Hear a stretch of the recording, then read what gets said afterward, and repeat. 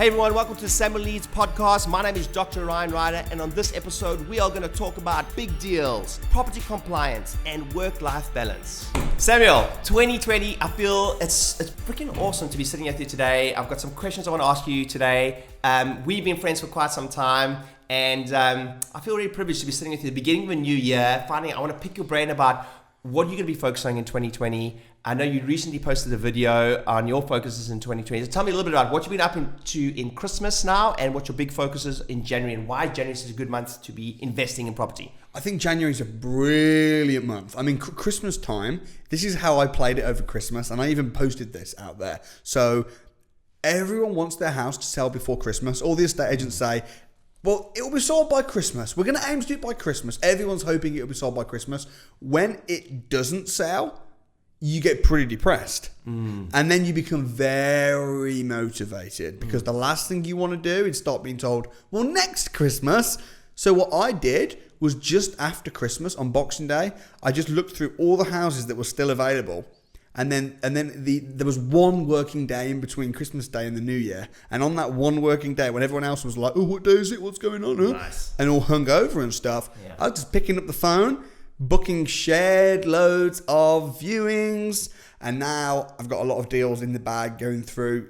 Not all necessarily for me, but there's just some really awesome stuff. So we've got some land in Stoke-on-Trent that we're looking to build on. Yeah. We've got even quite a few lease option agreements for motivated sellers in negative equity. Yeah. Which I'm working on with some of my students. So I think I love that Christmas to New Year period. There's some people that are putting on their houses brand new in January, like, oh, it's start of January, let's put the house up for sale. But the best people to go for are those people that didn't sell in December that really needed to, because they've had the house on the market now for a few months. And you might think, well, why are they good houses to go for? Because if they haven't sold for a reason. Maybe the houses suck. No, you're looking at it all wrong.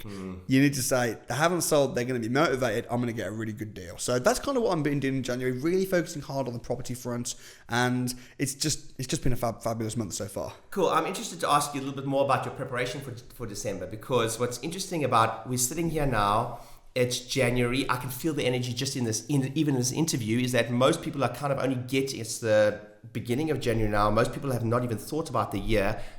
And you have not, I know your personal background is that you've rested in December. You went on a holiday. I went on a holiday before Christmas. And now the period between Christmas and New Year, you're already doing property deals, already kind of in New Year phase. But what's quite interesting to talk to you about now is that because of your journey through property, you were able to go on a 2-week holiday in Thailand. You still earned money while you were away.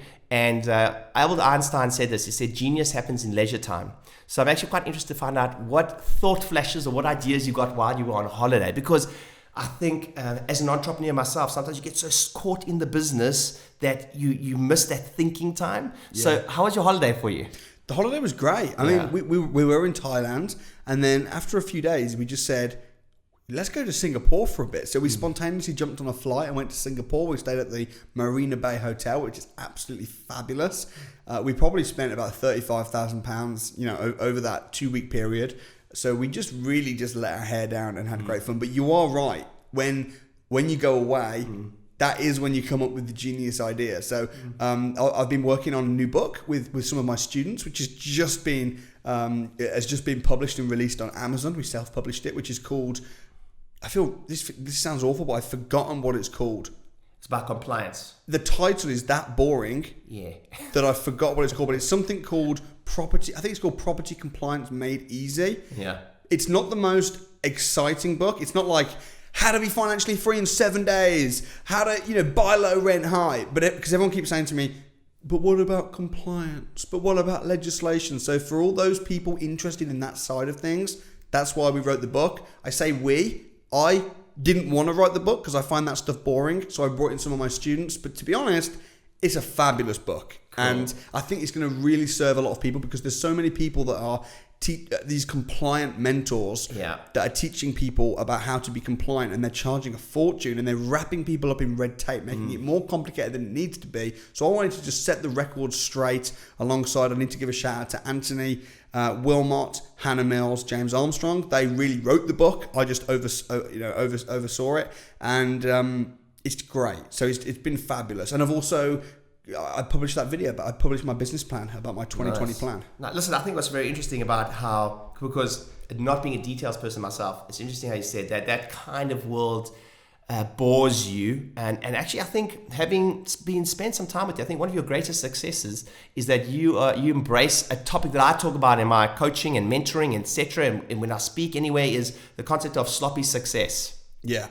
So I always wanted to ask you this. Go on. And what would you be like? How do you balance the difference between sloppy success and making sure that you are okay? Because I know, when we had a crash course, there's often a few people, especially left brain people, who are like, yes, but what about the compliance? And yes, but what about this? And yes, but what about that? I've heard you say many times, those are X, Y, and Z questions. Worry about A, B, and C. So how have you always balanced? Tell us about your first few property deals. I know a lot of people have been following you for a while, might have heard the story, but just the balance between going for something, sloppy success, and moving forward in the right direction, and then making sure you're compliant. So as an entrepreneur, you're always looking for shortcuts. You're always looking to push the boundaries. So what you need to be someone who has people who can guide you, who say, actually, that's illegal. Got it. Right? So if I'm always thinking of the reasons why something won't work, then that's called a pessimist. So as an entrepreneur, you need to be a problem solver, not a problem finder. Okay. But you do need to have people in your team who can be the pessimists, who can be the problem finders. They'll find a problem and then you'll say, well, what's the solution to that though? And then you'll push and you'll find a... But for me, I'm always the person trying to push the boundaries, creating things, being an entrepreneur, rather than someone that just... Because when people say, oh, well, what about this? And yeah, but. I don't want to be a yeah, but person. I want to be someone who tells me why it can't be done. And then I say, there must be a way because, so I think it's just about having, but at the same time, if you haven't got advisors, if you haven't got solicitors and people around you telling you when you're doing something a little bit too risky or a little bit too sloppy, then that's not good either. So the balance is, be crazy, step out, take massive action, dream like a kid and take massive action as if you cannot fail. I think what's so important in property also to mention is that I had someone say this to me the other day, when you hardly ever hear this statement from anyone, I wish I'd never bought that property 10 years ago. Oh no, never. When have you ever heard anyone say that? I've never heard it. I've never heard it either. And I think when it comes to property specifically, fortune does favor the brave in some way, shape or form. So that balance between, and I think it's a nice topic because so many people, specifically in our crash courses, there's always that, yes, but what about compliance? And yes, but what about this? My lesson from it and my properties is that you'll never know everything when it comes to compliance. You'll never know everything when it comes to the rules and regulations. And that's why solicitors exist. And if you did, then you'd be broke. I know. Because you'd just be a solicitor. So yeah, 100%. And I think that I wrote the book or had the book written because I wanted to set the record straight, because there's so much nonsense said around compliance because people just make up rules that aren't even there. Because the thing is, most people, here's the thing, right? If someone said to me, hey Samuel, can you teach me to do a podcast? And let's say I didn't want them to do a podcast because I saw them as competition. Yeah. I don't work like that, but let's say. Yes. My inclination would be to say, oh, wow, these cost a lot. These equipment, it's really hard. Takes a lot of practice. You can't, you got to pay your guests. And I'm going to start saying stuff that might not even be true because I want to put them off in the exact same way. That's what people do in property. They say, and they say, oh, it's really hard. There's compliance. And they make stuff up that's not even true. And the reason that they do it is either because they don't want you to do it because they see you as a threat, or because they don't want you to do it because they're trying to protect you. Guess what? My inclination as a multi-millionaire property investor and trainer and YouTube inspirer is I actually want people to do it. So I'm going to make it seem simple because it is simple, but also because complexity is the thief of execution. So that's where I'm coming from. So I wrote the book because I wanted to just say, look, this is everything there is about compliance. Yeah, I think it's important. I think it's fantastic that you've done it. It's not kind of a love of yours, but you knew that the marketplace needed it. People needed it. People were asking for it in some way, shape, or form. Sometimes for certain personality types, that getting that information is the bridge to help them overcome that fear. Yeah, and I don't want to. Not everyone's like me and you. I don't want to be stubborn. I don't want to say I'm not going to talk about it because you don't need to know it. Yeah. I'll talk about it. And in the book, we talk about literally compliance for tenants, how to be a landlord, how to be a deal sourcer, rent to rents, lease option agreements, accounting, how to save money on tax, like everything. All of these questions that normally I go, come on, dude, just pick up the phone and find a deal. All of these niggly questions around compliance and tax and laws and regulations are in the book. Cool, awesome. Listen, so everyone needs to get the book. I told you to read the book. You did. Just today. Of course. Well, here's the thing is, even the properties, I'm the same boat as anyone who's gone for it in the beginning. There's so many properties that I've done where I have relied so heavily on my legal team and my team around me to do it. But, getting that extra information, as I say, if it exists, and I know from someone who's in the game, it's an amazing piece of content that everyone should read. And even if you only learn 3 or 4 new things in the book, I mean, it's worth it. Listen, man, I always tell about a story about one of the properties that I rented. It was a commercial property. There was one sentence in the contract that cost us £35,000. One sentence. What was the sentence? The sentence was that it was a clause in the contract that said you sign the lease on the basis, and this was for commercial property, on the basis that a change of use needed to happen. If you didn't get change of use, then the contract became null and void and you went your separate ways. But you paid a deposit in the meantime. So we paid $35,000 deposit for the place, and the clause in the contract was best endeavors. Okay, now there's been a famous court case. I think Sainsbury's or one of those big companies took another firm to court for it, and eventually someone won for the first time ever. And best endeavors is like, how long is a piece of string? So if, for instance, let's say you signed a lease and then the council come back and say, no, we're actually not going to give you planning permission to run this medical facility here. What that means is that you can now part ways with the landlord at the contract, and they should pay you back your deposit. However, if it's got the clause best endeavors in there, they may pick up on how long's a piece of string. It's not saying we'll try. We'll try, but they said, well, the contract said best endeavors, so we don't think you tried hard enough. Because you may have said you were going to get the contract back in 24 hours, and you only got it back in 48. Yeah, it's whatever and they knew they had us over a barrel, and they kept our deposit. Yeah. So if you read that entire book for just that one or equivalent type of information, you would never be caught out on that again. Listen, it's my tuition. It's like my tuition to be able to teach it now. Yeah. Is that so? It's kind of like the price you have to pay. Arnon said, either you'll pay for education or life will make you pay.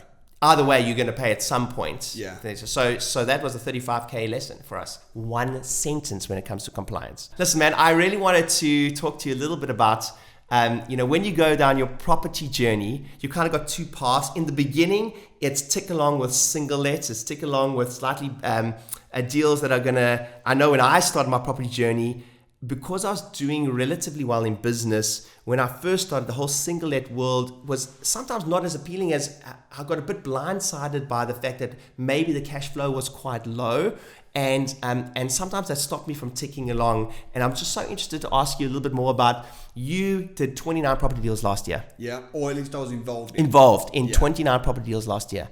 And that is phenomenal by anybody's standards. But one of your big realizations or focuses on 2020 that I've had spoken to you about is doing bigger deals. Yeah. I'll pre-frame this by saying I recently had dinner with a very successful entrepreneur, and he has a publicly listed company, turns over $250 million a year. And I said to him at dinner, what are you doing at the moment? And he said to me, he's building a hotel and conference facility in Singapore. To which I followed up and said, wow, that must be so much work. And I'll never forget what he said back to me.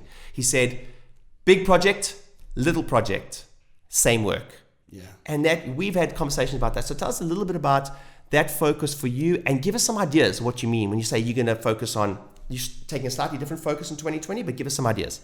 So, firstly, let me just pre-frame this as well. Yeah. When you're starting out in property, you're always going to make mistakes on your first few deals. Even if you've been on the programs and you've got the training, you're going to make mistakes. It's going to be mistakes with the decor. It's going to be mistakes with the builders, with the tenants, with the agreements.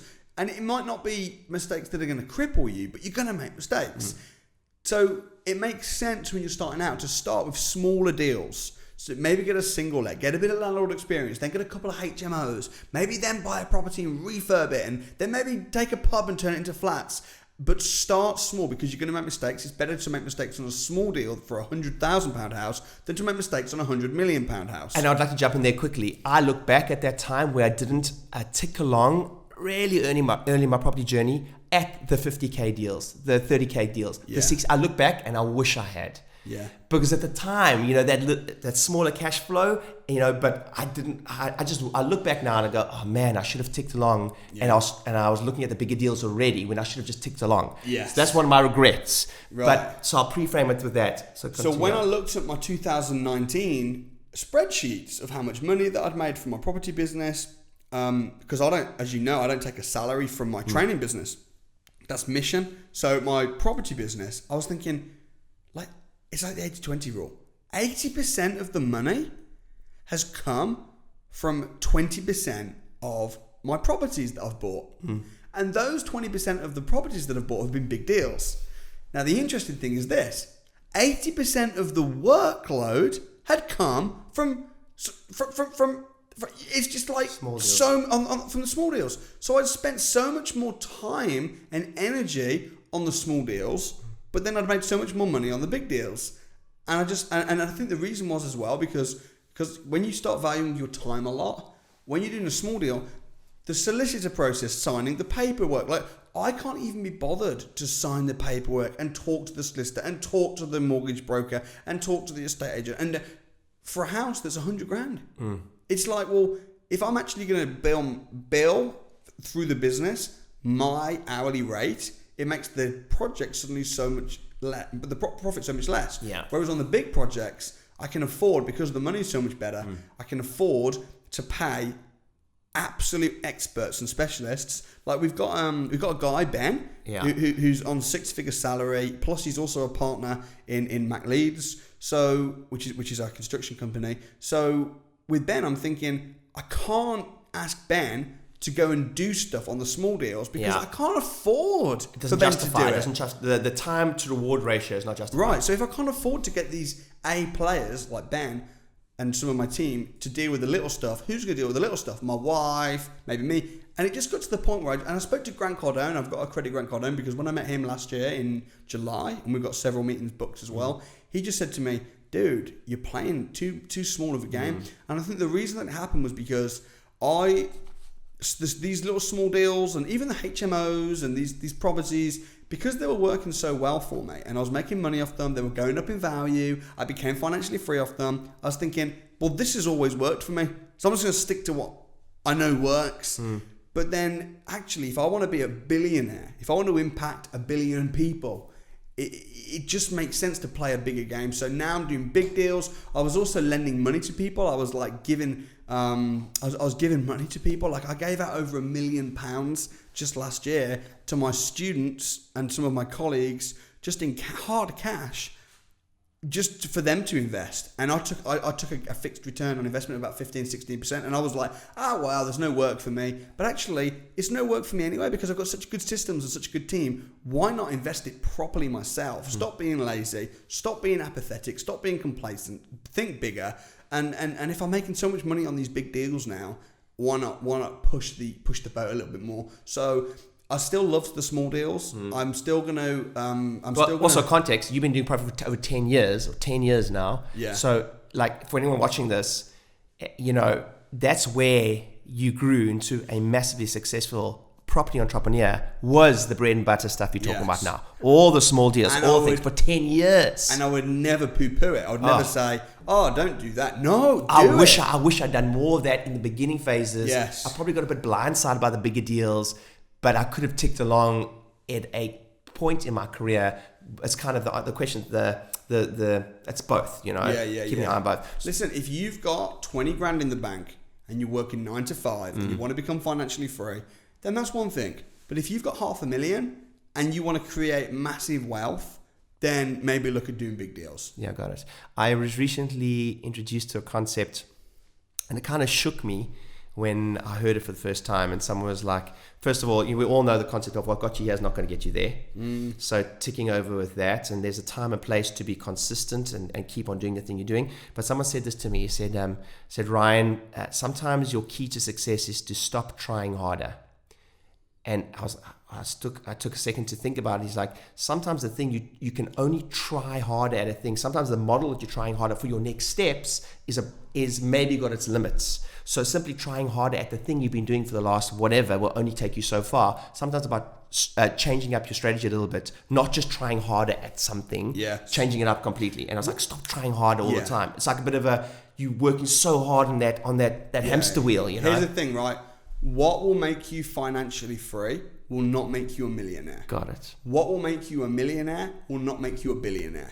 So you want to become financially free, there's a set of rules that you have to follow. And then once you've done that, you need to learn some new rules to be a millionaire. And then once you've learned that, you need to learn some new rules to be a billionaire. Now, I'm at the latter stage. I became financially free by 21. I became a millionaire by 25. Now I'm 28, 29 in a few months. Now I'm like, I want to be a billionaire by the time I'm 40. Now, is it going to happen? I can't say for sure. Am I going to make mistakes with the big deals? I can't, of course, but that's where I am. That's my game right now. Nice, I love that. I love that you said there's a set of rules to become financially free.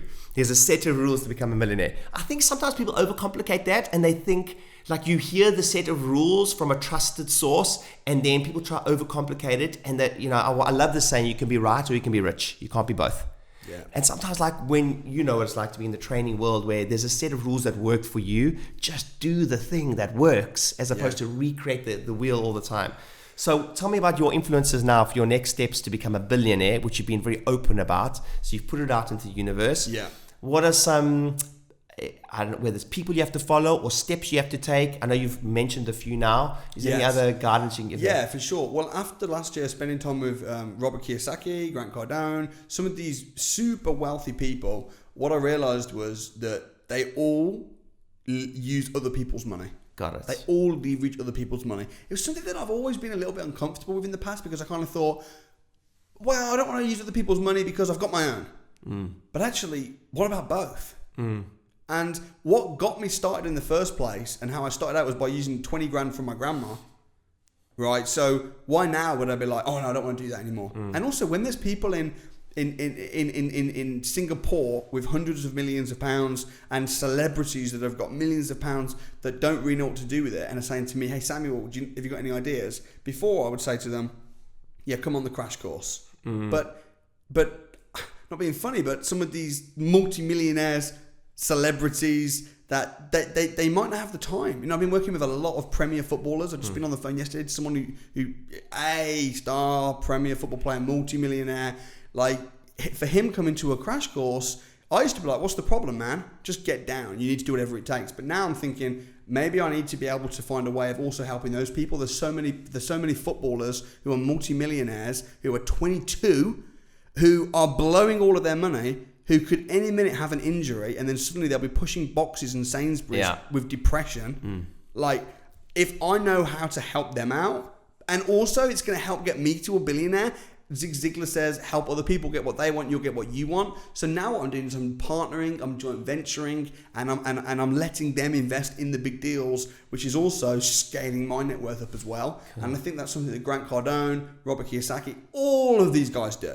And now I'm thinking, well, if I want to stay a millionaire, then fine. But if I want to become a billionaire, I need to start doing this. I need to, because if you want to make a £1 billion, you've got to impact 1 billion people.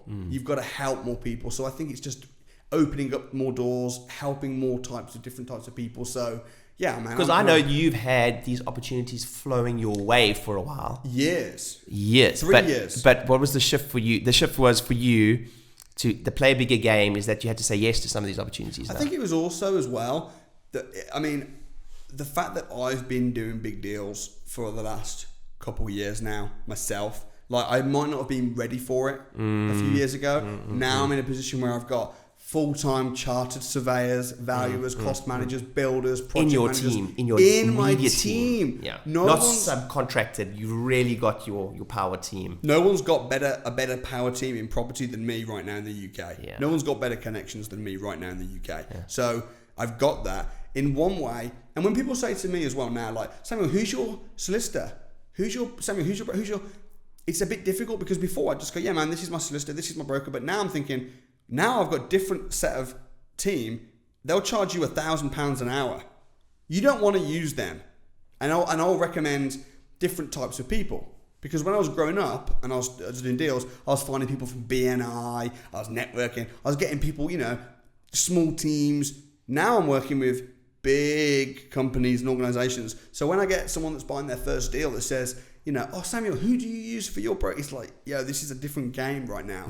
So now I've created this big power team for big deals. To not let other people tap into that would be a shame.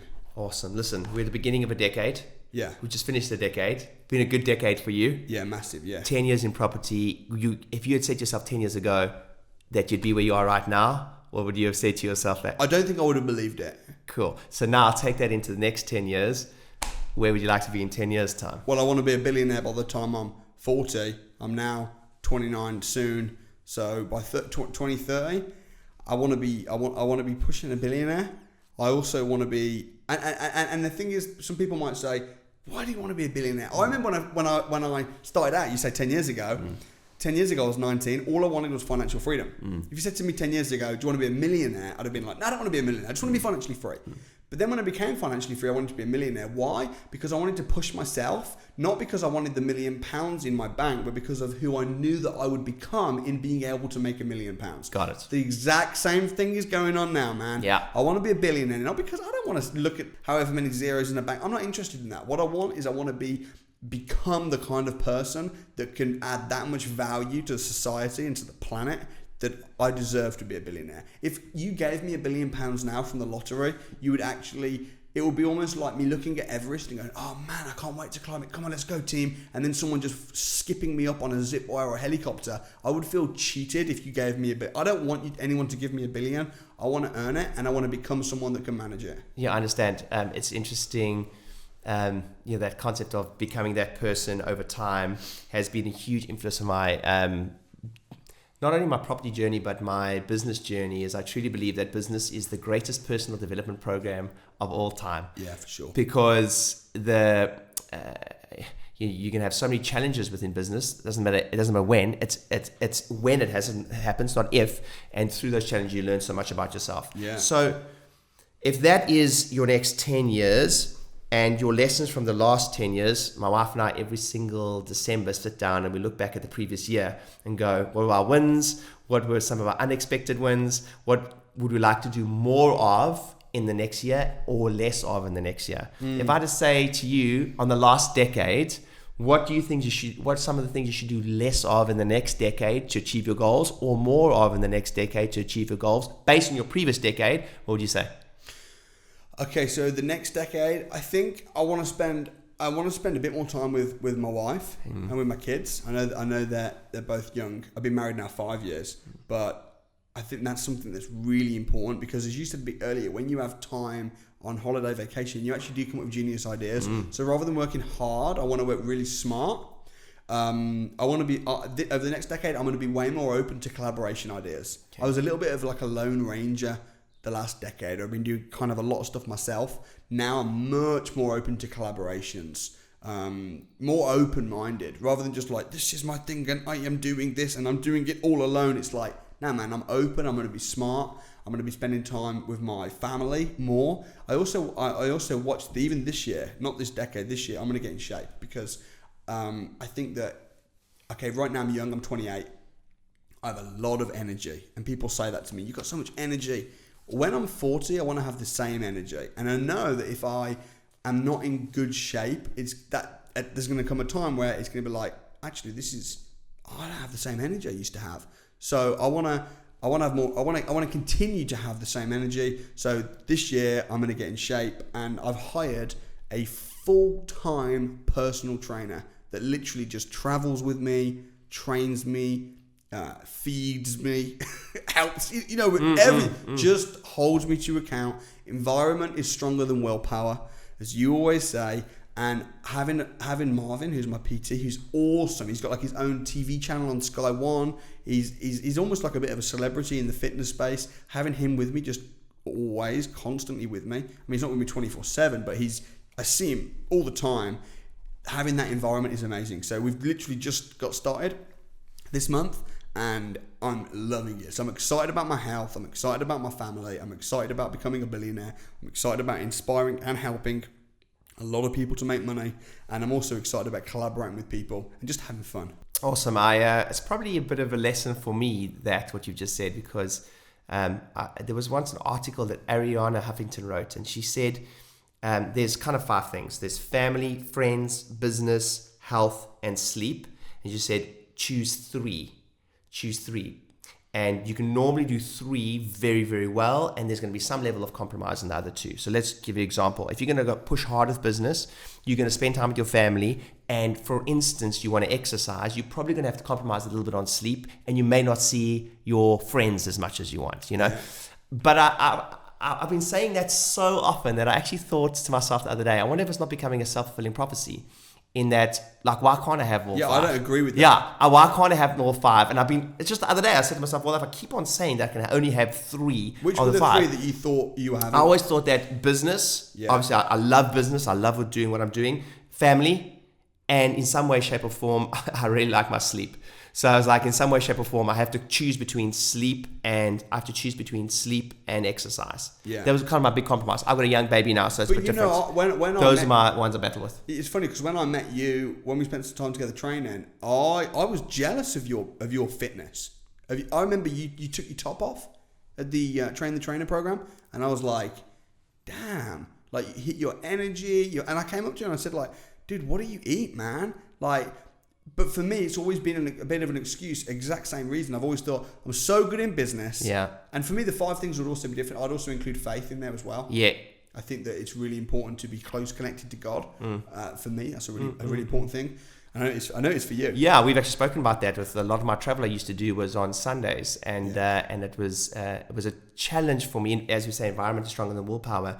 Even that journey for me, being at home on Sundays, was a big part of my priorities. Because I got to grow closer in my faith because of that, you know. Yeah. I know it doesn't have to be that way, but just for me, that was a help. Yeah. So I think for me, I've always said my faith is strong, my relationship with my family is good, my money is good, and business is good. Yeah. My significance and my recreational, my mission is good.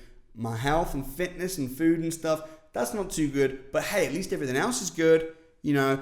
But I don't believe that anymore. Now I think you can literally have it all, because I see other people making the excuses and they're saying, well, I've got a good relationship with my family and I enjoy this and all that, but yeah, my money's not too good. But you know what? It doesn't matter because I'd rather be happy. I'm like, why either or? Yeah. You don't have to say I'd rather be happy than have money. Have both. I always say that you should be. I'm always very wary of someone that talks too much about balance and or quality of life, and I tell you why. It's normally I believe those things are important, but often the message is coming from a messenger that's often trying to justify their current lot. Yeah. So often they will justify, let's say, their financial position by saying, well, I just like to focus on quality of life, not money. Yeah. Or I like to focus on balance, not money. It's the same thing as saying, well, why can't you have, if you're going to work hard anyway, why can't you have both? I totally agree. I don't believe in work-life balance. I think that working for me is life. When I'm working, I feel alive. Yeah, I don't understand how you can make the distinction, like where you can just turn it off. No. What are you saying? You're saying work-life balance. Well, when I'm working, I'm not really living. Yeah. Do you work to live or do you live to work? Oh, God, it's a stupid question. I'm excited about work. Like my wife always jokes, if I'm reading a book, she, by extension, reads the whole book with me, because every single day at the dinner table, and people don't talk about business at the dinner table, but like for me, I'm just talking about my exciting lesson I learned in the book, which is a life lesson most of the time, not a business lesson. And I'll be like, oh, you baby won't believe what I learned today in this book. My wife always jokes and says she's read all the books with me because I'm just excited about it. It's not that I'm bringing work into personal life. I'm excited about it, you know? Yeah. So anyway, listen, I'm excited for 2020. I'm excited to impact a lot of lives. And I think, there's already so many people doing well in property. I think that 2020 is going to be a really decisive year for not only us personally, but also by extension of that. I truly believe that there's one of my greatest books I've ever read is a book called by the name of Lead the Field by Earl Nightingale. And he said, the person that makes the most money is simply the person that serves the most. And I'm really excited to be on that journey with you and to have seen how focused you are on serving first. And I have to really commend you here. One of the big focuses for me in 2020 when it comes to business has been, I actually just did a podcast on this myself, was how content and information is really the gateway, if you will, towards helping people grow and putting as much as that out on the internet for free. And I just want to commend you for the lives you've changed just by doing that, man. I don't know anyone that invests the amount of money that you do and the time you do and etc. into doing what we're doing now and changing people's lives with that. So I look forward to amazing 2020, man. Thanks, man. And also yourself, you are a massive inspiration to me, a great friend. If people want to check you out as well, you even speak at and run a lot of the crash courses with me, alongside me, and also you're even running one this weekend on your own, which is epic. This weekend we've got 750 people coming down to Ibis. I'll be there, but I'll be in the audience watching.